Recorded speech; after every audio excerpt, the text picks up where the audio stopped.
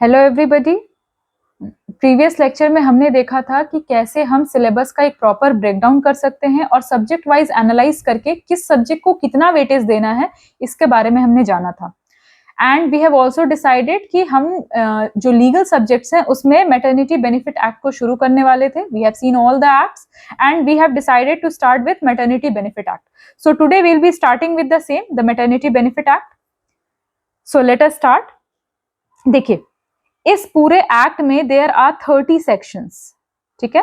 तो एक एक करके we'll deal with it, it will hardly take an hour और हम ये कंप्लीट कर लेंगे, ठीक है। इसमें देखिए, सबसे पहला जो सेक्शन है आपका वो है short title extent and commencement. किसी भी एक्ट का आप कोई सा भी एक्ट पढ़ेंगे, जो भी सब्जेक्ट्स पढ़ेंगे, अप्रॉक्स 30 सब्जेक्ट्स, तो उसमें जो भी एक्ट हम पढ़ रहे हैं उसमें जो पहला जो आपका सेक्शन होगा वो क्या बताएगा कि आपका जो ये एक्ट है वो किस नाम से है, इसका एक्सटेंट कहां तक है, यानी कि ये कहां कहां अप्लाई होता है और ये कब लागू हुआ था। तो हमारा टाइटल आपको पता है, हमारा जो टाइटल है वो क्या है, मैटरनिटी बेनिफिट एक्ट, ठीक है। कहां तक अप्लाई होता है ये, तो ये पूरे इंडिया में अप्लाई होता है। It applies to all over India. पहले था एक्सेप्ट जम्मू एंड कश्मीर, लेकिन अब ऐसा बिल्कुल नहीं है, अब ये पूरे इंडिया में अप्लाई होता है इंक्लूडिंग जम्मू एंड कश्मीर, ठीक है। अब थर्ड जो हमारा क्वेश्चन है कि कब कमेंस हुआ था, तो ये आया था बेटा 12 दिसंबर 1961, that's why it is maternity benefit act 1961। ये आया था 12 दिसंबर 1961 को, और इसको बिल्कुल याद रखिएगा कि ये 1961 के 12 दिसंबर को आया था, because this is very very important fact, ठीक है। अब आते हैं सेक्शन 2। सेक्शन 2 क्या है बेटा, एप्लीकेशन ऑफ दिस एक्ट, ठीक है। Application of this act. So where does it applies, कहां पे ये अप्लाई होता है, ठीक है। तो सबसे पहले जो ये अप्लाई होता है वो होता है फैक्ट्री में, ठीक है। कितने भी जो अनऑर्गेनाइज्ड वर्कर फैक्ट्रीज हैं, जितने भी जहां पे फीमेल एम्प्लॉयज काम करती है वहां पे ये अप्लाई होगा। देन ये माइंस में अप्लाई होगा और ये प्लांटेशंस में अप्लाई होगा, ठीक है। सो फैक्ट्रीज, माइंस एंड प्लांटेशंस, ठीक है। गवर्नमेंट भी हो सकती हैं और प्राइवेट भी हो सकती हैं। उसके अलावा ये कहाँ अप्लाई होगा, तो ये अप्लाई होगा ऐसे लोगों पे, ऐसे एम्प्लॉइज पे, ऐसे पर्सन्स पे जो कि या तो इक्वेस्ट्रियन में, या तो एक्रोबैटिक, या तो कोई अदर परफॉर्मेंस, यानी कि जो स्किल परफॉर्म करते हैं, ठीक है, कोई अदर परफॉर्मेंस करते हैं, तो उन लोगों पे भी ये अप्लाई होता है। यानी कोई अपना स्किल शोकेस कर रहे हैं और इसके बाद वैसे ऑर्गेनाइजेशंस में भी ये अप्लाई होता है। तो ये 3 टर्म जो है वो आपका दिया हुआ है इसमें, ठीक है। चलिए, coming to the next section, that is section 3। Section 3 deals with the definitions, ठीक है। कौन कौन से डेफिनेशंस हैं, क्योंकि देखिए कोई भी एक्ट जब आप पढ़ेंगे तो उसमें कुछ टर्मिनोलॉजीज यूज करी होंगी, ठीक है, और वो टर्मिनोलॉजी जो हम जनरली यूज करते हैं, ठीक है, उससे थोड़ा सा डिफरेंट होता है। तो यहाँ पे जो टर्मिनोलॉजीज है, तो इस एक्ट को इसी टर्मिनोलॉजी के रेफरेंस में पढ़ना है। अगर यहाँ पे लिखा है चाइल्ड, चाइल्ड का मतलब लिखा है, अब चाइल्ड में कहीं कहीं पे हम ऐसा कह सकते हैं भाई, अपने प्रूडेंस से हम कह सकते हैं कि मे बी अनबॉर्न चाइल्ड भी हो सकता है, डेड चाइल्ड भी हो सकता है, लेकिन यहाँ पे अगर चाइल्ड का डेफिनेशन दिया है that a living still born child, ठीक है, तो यहाँ पे आपको उसी कॉन्टेक्स्ट में उसको पढ़ना होगा, ठीक है। See, I am teaching you in a very layman language, ताकि आपको जो लीगल बैकग्राउंड से नहीं है उनको भी ये कोई भी एक्ट पढ़ना आ जाए, ठीक है।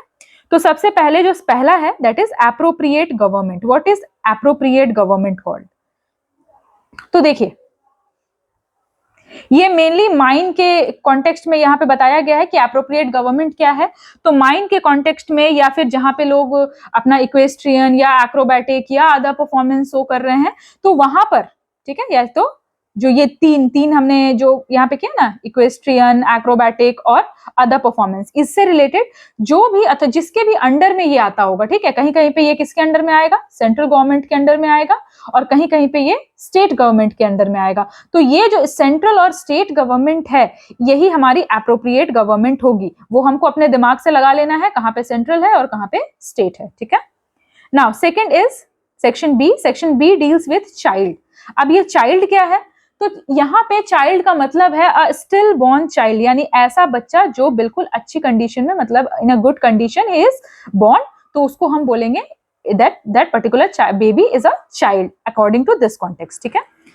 थर्ड इज डिलीवरी, जो नॉर्मल कॉन्टेक्स्ट में होता है, यानी birth of a child. Delivery is birth of a child.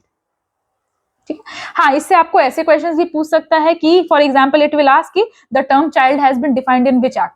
So you should at least have, मतलब बहुत ज्यादा याद एकदम नहीं रखना है, पर इतना पता होना चाहिए कि हाँ भाई यहाँ पे कौन कौन से डेफिनेशंस आए थे। ठीक है, प्रीवियस ईयर में ऐसे क्वेश्चंस आए हुए हैं। Now fourth is employer. Now who is an employer? तो देखिए, अगर आपकी गवर्नमेंट सर्विस है या आप किसी गवर्नमेंट ऑर्गेनाइजेशन में काम कर रहे हो, तो वहां पर जो भी अथॉरिटी है, ठीक है, जो गवर्नमेंट है, वो रिस्पॉन्सिबल होगी, so that particular authority will be the employer.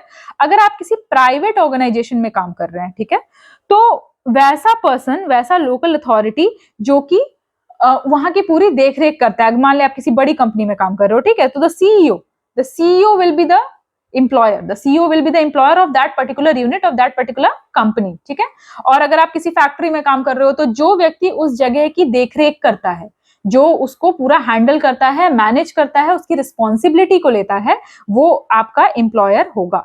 ठीक है, चलिए, next is establishment. Now what is an establishment? तो पहले भी मैंने आपको बताया है कि कौन कौन से आते हैं एस्टैब्लिशमेंट में। So there is a factory, जो फैक्ट्री है वो एस्टैब्लिशमेंट है, जो इसमें कवर होंगी मैटरनिटी बेनिफिट एक्ट में। दूसरा है माइन, तीसरा है प्लांटेशन, और चौथा जो मैंने आपको बताया है, तीन पॉइंट्स हैं। The first is equestrian, second is acrobatics, and third is other skills, other performances. उसके लिए भी अगर कोई है तो वो भी वो जहां पे काम कर रहा है, तो that particular area that will be considered as establishment. ठीक है, चलिए, नाउ नेक्स्ट है आपका फैक्ट्री। कि फैक्ट्री का मतलब क्या है यहाँ पे? तो देखिए, फैक्ट्री का जो डिटेल्ड मीनिंग है वो फैक्ट्रीज एक्ट में डिफाइंड है। फैक्ट्रीज एक्ट 1948 हम पढ़ाएंगे उसको भी। तो फैक्ट्री एक्ट जो है उसमें फैक्ट्री का डेफिनेशन डिफाइंड है प्रॉपरली।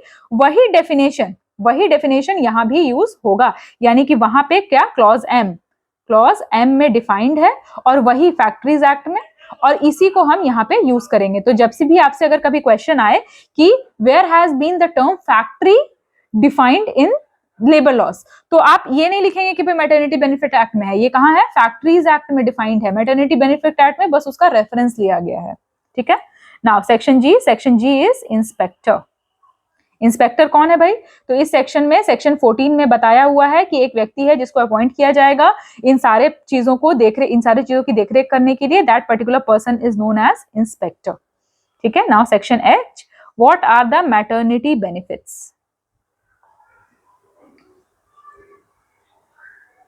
ठीक है, तो मैटरनिटी बेनिफिट्स क्या है? तो maternity benefits has been defined in section 5 subsection 1। Section 5 subsection 1 में मैटरनिटी बेनिफिट यानी कुछ ऐसे फायदे डिफाइंड हैं जो कि एक जो टू बी मदर है उसके लिए ये सारे बेनिफिट्स को दिया गया है, ताकि उनकी डिलीवरी या फिर उनके बच्चे की जो इनिशियल अपब्रिंगिंग है वो अच्छे से हो सके। तो वही जो मैटरनिटी बेनिफिट्स है वही डिफाइन होंगी as the maternity benefit that has been defined in section 5(1) of this particular act. Section I means mine. अब यहाँ पे देखिए, जैसे फैक्ट्रीज कहाँ डिफाइंड था? फैक्ट्री डिफाइंड था आपका फैक्ट्रीज एक्ट में। उसी तरह से माइंस जो है वो आपका डिफाइंड कहाँ है? Section 2(j) of mines act 1952। ये भी हम पढ़ेंगे। ठीक है, तो अगर आपसे क्वेश्चन कभी भी पूछे कि भाई the term mine has been defined in and you will be having an option of maternity act, तो डोंट से कि भाई ये तो हमने पढ़ा था मैटरनिटी एक्ट में तो डिफाइंड है। नहीं, मैटरनिटी एक्ट में जो है वो सिर्फ उसका रेफरेंस लिया गया है कि अगर कहीं पे माइन टर्म यूज हो तो आपको माइन कैसे डिफाइन करना है, according to the mines act 1952। ठीक है, नाउ नेक्स्ट इज मिसकैरेज।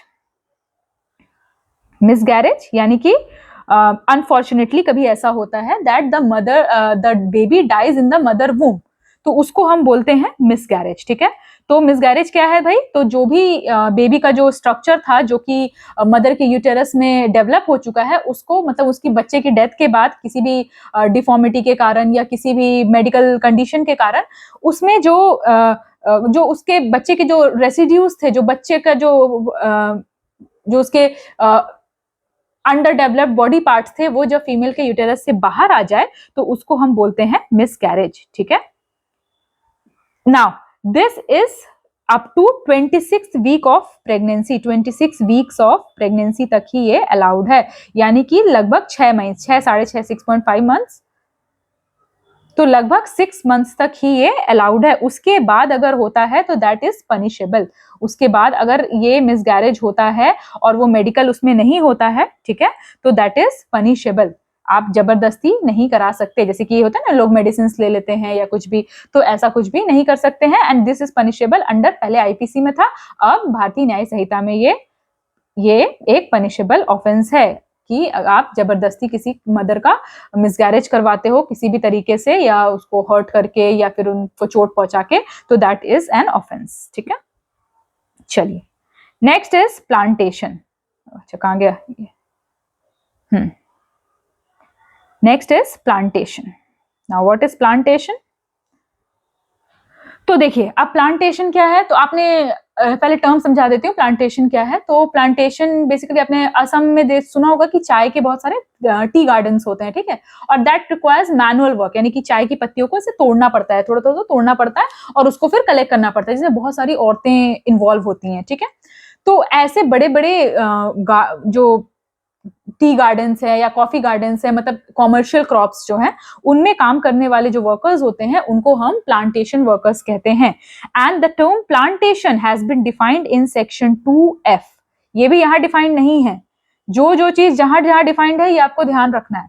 तो that has been defined in section 2F of plantations labour act, plantations labour act, और ये एक्ट है 1951 का, ठीक है। अभी थोड़ा सा कम हो गया है इसका एप्लीकेशन, क्योंकि अब उतने सारे ना वर्कर्स रहे हैं ना कुछ, लेकिन जब भारत आजाद हुआ था 1947 में, तो यू नो कि उस समय पे ना बहुत सारे, मतलब एग्रो बेस्ड इकोनॉमी थी हमारी, बहुत सारे लोग इन चीजों में इन्वॉल्व थे, ठीक है। तो उस समय पे इनकी प्रोटेक्शन के लिए कि इनको भाई एक्सप्लॉइट ना किया जाए, इनको बहुत ज्यादा, मतलब ऐसे दिन में 8 मतलब 8 तो ठीक है, पर 15 16 घंटे काम ना कराया जाए, they should be treated as human, इसीलिए इनके लिए एक एक्ट आया था, प्लांटेशन लेबर एक्ट 1951, और उसी के सेक्शन 2F में डिफाइंड है कि व्हाट इज अ प्लांटेशन, जो हम अभी तक पढ़ रहे हैं ना, we are studying since then कि भाई फैक्ट्री होना चाहिए, माइन होना चाहिए, प्लांटेशन होना चाहिए। तो फैक्ट्री ये भी डिफाइंड है फैक्ट्रीज एक्ट में, माइन डिफाइंड है माइंस एक्ट में, और प्लांटेशन डिफाइंड है प्लांटेशंस लेबर एक्ट में, ठीक है। So if there is a question, तो you should be in a position to answer it. चलिए,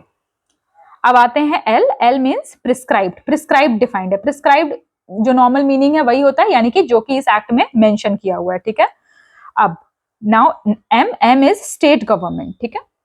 स्टेट गवर्नमेंट क्या है, तो स्टेट गवर्नमेंट यानी कि जिस भी आप टेरिटरी में रह रहे हो, या तो स्टेट में या तो यूटी में, जो उसका एडमिनिस्ट्रेटर है, जो भी गवर्नमेंट है, या फिर वहां पे जैसे आपको पता है, आपने पॉलिटी पढ़ा होगा तो आपने पढ़ा होगा कि भाई यूटी में जो है, जो भी आपकी यूनियन टेरिटरीज हैं एक्सेप्ट दिल्ली, तो वहां पर क्या है कि जो एडमिनिस्ट्रेटर होता है सेंट्रल की तरफ से, एडमिनिस्ट्रेटर होता है, तो वो एडमिनिस्ट्रेटर है, वो आपका स्टेट गवर्नमेंट कहलाएगा, ठीक है। Now section N is wages, wages यानी कि रोज कितने पैसे आपको मिल रहे हैं, दैट इज वेजेस, ठीक है। तो वेजेस क्या है, तो ऑल द रिम्यूनरेशन, जो पैसे मिल रहे हैं एक विमेन को, ठीक है, चाहे वो कॉन्ट्रैक्ट में लिखा हो, ठीक है, या फिर उसकी जो भी उनका प्रोसीजर हो वर्क करने का, तो उसमें जितना भी जो भी लिखा हुआ है, तो वो जो है वो आपका वेजेस कहलाएगा, ठीक है। तो भाई वेजेस में क्या क्या आ जाता है, तो 3 स्पेसिफिक पॉइंट्स दिए हुए हैं बेटा, 3 स्पेसिफिक पॉइंट्स है वेजेस के। पहला क्या है, कैश अलाउंस, ठीक है, जो भी आपको पैसे मिल रहे हैं, जो कि आपको आपके काम करने की मेहनत मिल रही है, फिर आपको रहने का होता है ना, बहुत सारे जॉब्स में रहने का खर्चा मिलता है, जिसको हम वो हाउस रेंट बोलते हैं, फिर डियरनेस अलाउंस मिलता है, तो वो जो कैश अलाउंस मिल रहा है that will be included in your wages. Second is incentive bonus, ठीक है, जो भी आपको होता है ना, दिवाली बोनस है, फिर उसके बाद फिर आप इतना अचीव कर पा रहे हैं तो आपको कुछ बोनस मिल रहा है, तो वो एक बोनस हो गया। और उसके बाद आपको कंसेशनल सप्लाई, कंसेशनल सप्लाई आप ऐसे समझ सकते हैं कि जैसे जो पुलिस सर्विसेज में है, जो या फिर जो आर्मी सर्विसेज में है, तो they get the canteen facility, है ना, तो उस कैंटीन फैसिलिटी में they get certain goods at a very deductible price, मतलब जो टैक्सेस हैं वो डिडक्ट हो जाते हैं, और उसके बाद फिर उनको वो सारे सामान प्रोवाइड किए जाते हैं, तो that is also included in their wages, की सैलरी के अलावा भी उनको कुछ ऐसे बेनिफिट्स मिल रहे हैं that are perks of that doing that particular job, ठीक है। ठीक है। अब क्या क्या इंक्लूड नहीं होता है, ये सब तो इंक्लूड होता है, अब क्या क्या इंक्लूड नहीं होता है, तो इंसेंटिव बोनस के अलावा कोई भी बोनस, ठीक है, आपने अच्छा काम किया उसके लिए आपको जो बोनस मिल रहा है वो अलाउड होगा, उसके अलावा एनीथिंग एल्स, इसके अलावा आपका कुछ भी अलाउ, कोई भी चीज जो है वो वेजेस में नहीं आता है, ठीक है। ठीक है, उसके बाद जो आप ओवर टाइम करते हो, होता है ना, बहुत सारे लोग ओवर टाइम करके कमाते हैं, तो वो आपके वेजेस में नहीं आता है, ठीक है। उसके बाद आप जो पीएफ में जो पे करते हो, पीएफ में जो कंट्रीब्यूशन करते हो, दैट इज नॉट वेजेस। जो आपका मतलब ऐसा होता है ना, जो पीएफ का जो फंक्शन है कंपनीज में, कि आप कुछ अमाउंट डालते हो और कुछ अमाउंट जो है वो कंपनी डालती है, तो जो कंपनी जो अमाउंट डाल रही है that is not under your wages, ठीक है। उसके अलावा और क्या है, gratuity. Now do you understand gratuity? इसके लिए हम एक एक्ट भी, एक सेपरेट एक्ट है, पढ़ेंगे। देखो क्या होता है कि ग्रेट्युटी में, कि for example I am working for 10 years और 15 ईयर्स इन अ कंपनी, ठीक है, तो and I am a very loyal employee, मतलब मैंने कभी कंपनी के लिए बहुत ज्यादा मेहनत करी है, कभी ऐसे कंपनी छोड़ के जाने की बात नहीं की, और एक सर्टेन टेनर मैंने उसमें कंप्लीट किया है, तो टू रिवॉर्ड माई लॉयल्टी मुझे कुछ ग्रेट्युटी मिलेगी, ठीक है। और वो ग्रेट्युटी जो है वो जब मैं वो जॉब छोड़ूंगी, मे बी आई रिटायर और maybe something, for example I am working for many years, I have worked in 10 years 15 years, उसके बाद मैं दूसरे शहर शिफ्ट हो रही हूँ या फिर कुछ मेडिकल कंडीशन है, जो भी है, पर अगर मैं जॉब छोड़ी हूँ तो उस समय पे कुछ ग्रेट्युटी मिलती है, that is not included in the wages. वो it depends on the employer कि वो आपकी लॉयल्टी को कितना रिवॉर्ड करना चाहता है, ठीक है। उसके लिए रूल्स रेगुलेशन भी है, that will be studying in this particular act, ठीक है। नाउ नेक्स्ट इज सेक्शन ओ में किसको डिफाइन किया है, सबसे ज्यादा इंपॉर्टेंट यानी कि विमेन को, ठीक है। विमेन यहाँ पे सबसे ज्यादा इंपॉर्टेंट है, क्यों? क्योंकि भाई विमेन के बारे में ही तो हम पढ़ रहे हैं। तो विमेन क्या है, तो विमेन यहाँ पे है वो कोई भी विमेन जो कि डायरेक्टली एम्प्लॉय हुई। अब देखो, अगर नॉर्मल इंसान को कहा जाएगा विमेन कौन है, तो हम क्या कहेंगे, अ पर्सन जो जेंडर में फीमेल लिखती है तो वो वुमेन है, पर या फिर who has completed a certain age, है ना, जो कि एडोलेसेंट नहीं है तो उसको हम वुमेन कहेंगे, पर ये नहीं। यहाँ पे वुमेन की डेफिनेशन क्या है कि ऐसी वुमेन जो कि डायरेक्टली या थ्रू एजेंसी, या तो डायरेक्टली या तो थ्रू एजेंसी किसी भी एस्टैब्लिशमेंट में इंप्लॉय की जाती है ऑन अ पर्टिकुलर वेज, यानी काम करने वाली सारी महिलाएं या तो डायरेक्टली या तो किसी एजेंसी के थ्रू, क्योंकि आप देखते हैं बहुत सारे स्टाफ मेंबर्स हैं जो एजेंसी के थ्रू एम्प्लॉय होते हैं, तो वो अगर एम्प्लॉय होती है तो उसको हम क्या बोलेंगे, तो that particular lady will be women in terms of maternity benefit act, ठीक है। See this is the beauty of the act and this is the difference between a common layman language and the technical language of the act, ठीक है। ठीक है, अब चलो एक चीज आपको एक और बता देती हूं मैं, कि यहाँ पे हमने एक टर्म पढ़ा था मिस गैरेज, सेक्शन जे में 3J में हमने एक टर्म पढ़ा था मिस गैरेज। अब ये मिस गैरेज जो है वो यहाँ भी डिफाइंड है, और एक जगह ये मिस गैरेज और डिफाइंड है, ठीक है। कहाँ पे डिफाइंड है जरा देख लेते हैं, कलर चेंज कर देती हूं मैं। तो ये डिफाइंड है हमारा कहाँ, तो सेक्शन 214B में of employees insurance act, employees state insurance act 1948, वहां पे भी ये मिसगैरेज टर्म को डिफाइन किया गया है, ठीक है, क्योंकि इंश्योरेंस से रिलेटेड है तो जाहिर सी बात है कि वहां पे भी इन सारी टर्मिनोलॉजीज को डिफाइन किया जाएगा। आई होप आपको समझ में आ रहा होगा। In case you get any query lecture देखते टाइम में, तो आप कमेंट सेक्शन में पूछ सकते हैं, और कमेंट सेक्शन में पर्सनली पढ़ती हूँ, तो I will respond to all your queries at that time, ठीक है। चलिए नाउ लेट्स, हमने डेफिनेशन पढ़ लिया, डेफिनेशन हमने डिटेल, देखो क्या होता है बहुत लोग डेफिनेशन नहीं पढ़ाते, बट डेफिनेशन से क्वेश्चन आते हैं, तो आपको कम से कम एक गो थ्रू तो होना ही चाहिए, बिल्कुल रटो मत, पर बेसिक डिफरेंस, थोड़ा इंपॉर्टेंट जो टर्म्स है वो पता होना चाहिए, ठीक है। चलिए कमिंग टू सेक्शन 4, ठीक है। अब देखिए एक सर्टेन पीरियड होता है जिसके बाद विमेन का काम करना बिल्कुल अलाउड, एक प्रेग्नेंट विमेन है उसका काम करना बिल्कुल भी अलाउड नहीं होता है। तो सेक्शन 4 किससे डील करता है, तो सेक्शन 4 डील करता है एम्प्लॉयमेंट ऑफ और work by women during certain period, ठीक है। तो कुछ समय में, कुछ टाइम में विमेन को काम करना मतलब बिल्कुल भी अलाउड नहीं होता है, ठीक है। तो कब अलाउड नहीं होता है, तो पहला कंडीशन है 6 weeks after delivery, 6 weeks after delivery और मिसकैरेज, ठीक है। इन केस विमेन की डिलीवरी होती है या फिर अनफॉर्चुनेटली मिसकैरेज होता है, उस समय पर a person a employer can not make her work. तो ठीक है, तो 6 वीक्स का जो मतलब लगभग 1.5 महीना, 6 वीक का तो वर्क आपको लीव मिलेगा ही आफ्टर योर डिलीवरी और योर मिसकैरेज। ठीक है, सेकेंड, ठीक है, तो ये कब से काउंट होता है बेटा? तो ये इंक्लूड करता है डिलीवरी की डेट को भी। ठीक है, डिलीवरी का दिन और उसके बाद से 6 वीक तक the women is not allowed to work, और वो जो है और उसका पेमेंट जो है वो एम्प्लॉयर को देना पड़ता है। वो हम आगे पढ़ेंगे कि क्या है उनका रेन्यूमरेशन प्रोसेस है। ठीक है, सेकंड क्या है? तो 6 वीक्स तक यही है कि मिसगैरेज में भी, डिलीवरी में और मिसगैरेज में आपको काम करने नहीं मिलेगा, यानी कि आपको काम नहीं करना है। मिलेगा क्या? You are not in a status. और ह्यूमन भी ऐसे ही कहते हैं, मतलब कि इंसानियत भी होनी चाहिए आप में थोड़ी सी, कि भाई डिलीवरी हुई है या कुछ भी, तो the women body is weak, तो she should not work, but obviously. चलिए, थर्ड क्या है?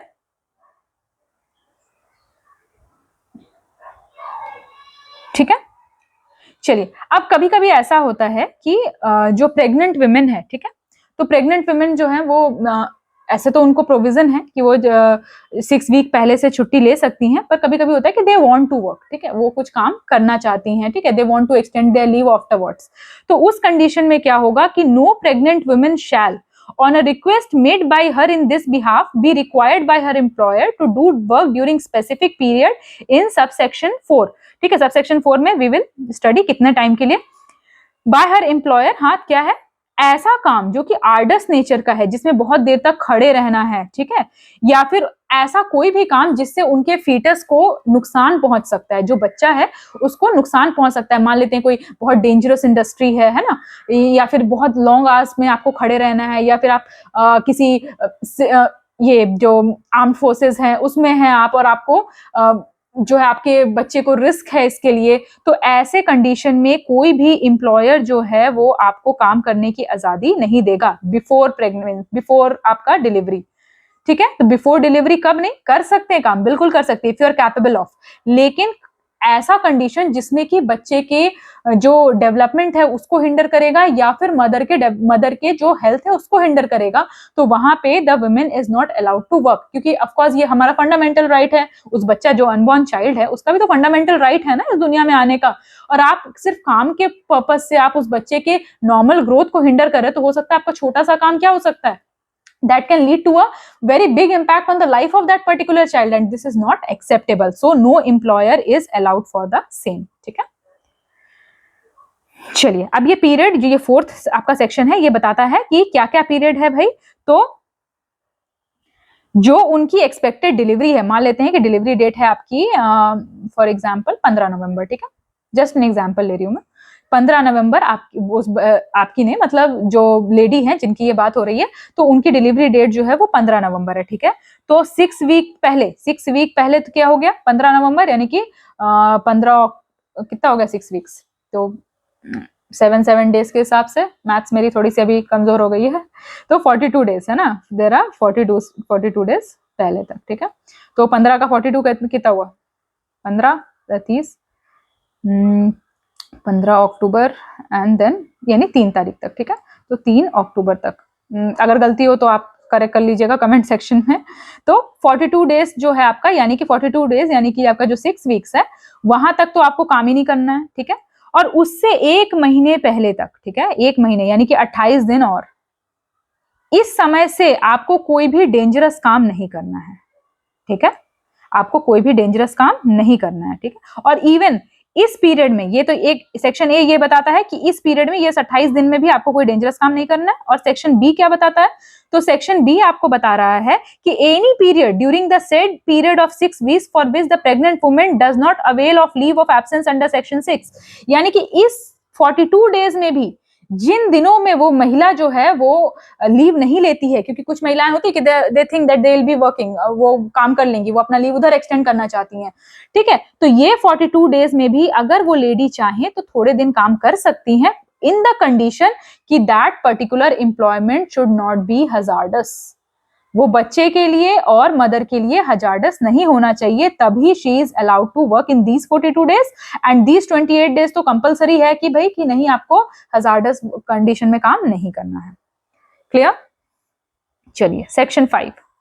अब पेमेंट, भाई काम कर रहे हैं तो पेमेंट तो चाहिए, तो पेमेंट क्या है? पेमेंट ऑफ मैटरनिटी बेनिफिट, जो भी वेजेस मिल रहे हैं, जो भी पैसे मिल रहे हैं, उसका आपका पेमेंट का क्या ऑप्शन है, ठीक है। तो सी, कितना पेमेंट मिलेगा भाई? तो जो एवरेज डेली वेज मिलता है, जितना भी एवरेज डेली वेज है आपका, ठीक है, डिलीवरी के दिन से लेकर के, the day of delivery, and उसके बाद उसके पहले का टाइम, जितने दिन वो एब्सेंट रही, ठीक है, 1.5 महीने, मतलब 42 डेज में जितने भी, और इसके बाद कितना, तो उसके बाद फिर 6 weeks, sorry not 16, let me rub it, तो 6 वीक्स, ठीक है।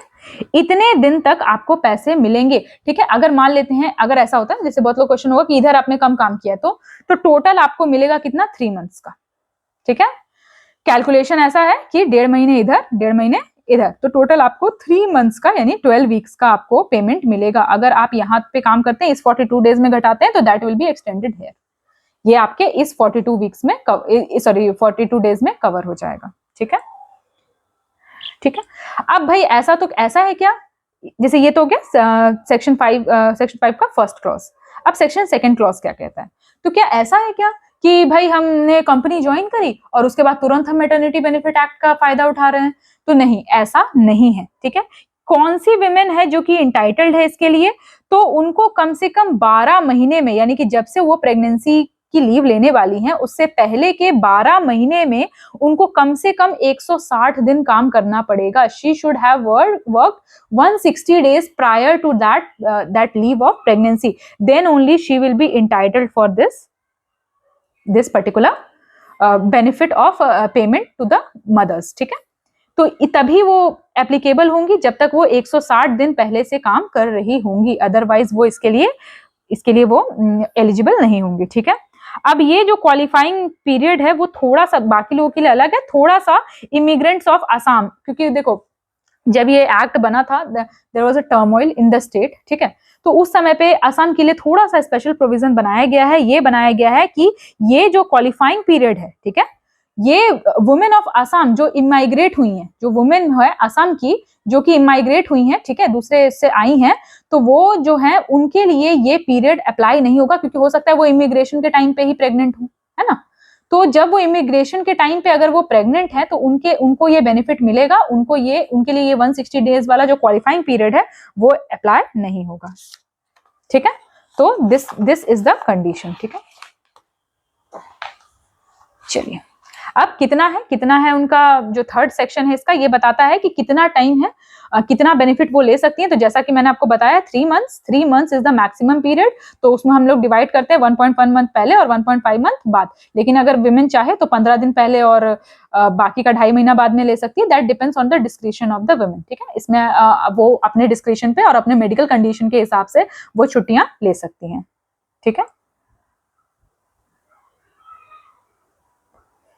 एक सेकेंड, चलिए, अब एक कंडीशन दिया हुआ है, ठीक है, थोड़ा सा कंडीशन दिया हुआ है कि अगर ऐसा हुआ तो उसमें से एक कंडीशन ये है कि इफ द वुमेन डाइज, मान लेते हैं unfortunately if the women doesn't survive, वो सर्वाइव नहीं करती हैं ड्यूरिंग द प्रेगनेंसी, मतलब कि जो प्रेगनेंसी है या फिर ड्यूरिंग द डिलीवरी, ऐसा बहुत सारे अनफॉर्चुनेट इवेंट्स होते हैं, तो उस समय पर कब तक का पेमेंट जो है वो उनके बेनिफिशियरी यानी उनका जो नॉमिनी है उसको कब तक का पेमेंट मिलेगा। फॉर एग्जांपल कि एक वुमेन ने 1.5 मंथ की छुट्टी ली हुई है, ठीक है, 6 वीक्स की छुट्टी ली हुई है, and on the day of pregnancy she is no more, ठीक। अब कायदे से जो ये 1.5 मंथ है इसके लिए तो वो पेमेंट के लिए हकदार थी ना, तो ये जो 1.5 मंथ्स का पेमेंट है वो कब तक का, मतलब क्या ये 3 मंथ पूरा कवर करेगा, यानी कि ये भी, क्योंकि अगर वो अलाइव भी होती तो छुट्टी पे ही होती, तो क्या ये पूरा कवर करेगा? नहीं, till the day she survived, ठीक है, till the day she survived, उस शुरू से लेके उस दिन तक का जितना भी पेमेंट होता है, अगर अब मान लेते हैं कि 1.5 महीने की छुट्टी नहीं ली, उन्होंने 20 ही दिन की छुट्टी ली, तो ये 20 दिन का पेमेंट, इस दिन तक की छुट्टी का जो पेमेंट है वो उनको, she will be liable, she will be not she but her nominee will be getting that particular payment, ठीक है, ठीक है। अब ऐसा होता है, ये तो हो गया मदर के लिए, ठीक है, दिस इज फॉर मदर। एक और प्रोविजियो है, ठीक है, एक और प्रोविजियो है, what if the child dies, if the child doesn't survive during birth, ठीक है, थोड़े टाइम के बाद डेथ हो जाती है या फिर चाइल्ड सर्वाइव नहीं करता है, ठीक है। तो डिलीवरी के टाइम पे अगर ऐसा होता है कि द चाइल्ड डजंट सर्वाइव, तो उस समय पे क्या होगा, उस समय पे ये जो 1.5 महीने का टाइम है ना, 1.5 मंथ, इसका बेनिफिट मिलेगा वुमेन को, क्योंकि वुमेन ने तो डिलीवर किया ना चाइल्ड को, तो she is physically weak at that particular time. हो सकता है कि मतलब वो द चाइल्ड डजंट सर्वाइव, लेकिन मदर को इसका पूरा बेनिफिट जो है वो 1.5 मंथ इधर, और जो पहले का उन्होंने लिया है वो पूरा बेनिफिट उनको मिलेगा 6 वीक्स का, ठीक है। लेकिन यहाँ पे एक कैच है, यहाँ पे एक कैच है, if the child dies during birth, अगर बर्थ पे ही डेथ हो जाती है तो पूरा 1.5 महीने का मिलेगा। लेकिन अगर ऐसा हुआ कि मान लेते हैं कि 10 अक्टूबर को बच्चे का बर्थ हुआ, ठीक है, और and the child dies at, child जो है वो ऑन, ही डाइज ऑन मान लेते 20 अक्टूबर, ठीक है, तो क्या 1.5 महीने का बेनिफिट मिलेगा? क्या फिर हम ऐसा कह सकते हैं कि भाई ये जो 10 अक्टूबर है उसको हम नवंबर में ज्वाइन करेंगे?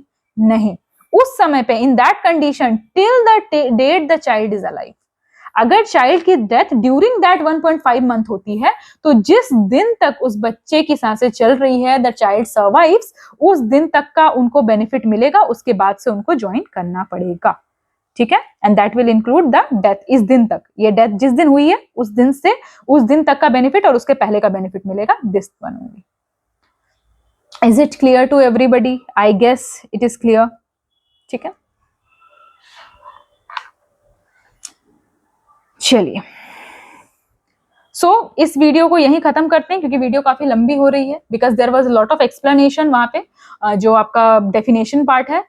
इन the next video we will try to complete it, थोड़ा सा बचेगा अगर तो we can switch to third video as well, ठीक है। लेकिन 3 वीडियो में मेक श्योर कि ये कंप्लीट हो जाएगा।